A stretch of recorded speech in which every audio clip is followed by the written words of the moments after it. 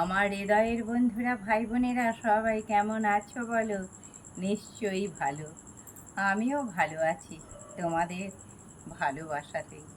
তো বন্ধুরা, ভাই বোনেরা, আজকে আমি তোমাদেরকে খুব সুন্দর একটা কথা শোনাবো।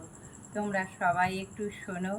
যদি ভালো লাগে তাহলে এই মিষ্টি দিদিভাইয়ের পাশে থেকো। তো কথাটা হচ্ছে, বন্ধুরা, ভাই বোনেরা, আমাদের জীবনে কি করা উচিত সেটা শেখায় রামায়ণ, আর আমাদের জীবনে কি করা উচিত নয় সেটা শেখায় মহাভারত।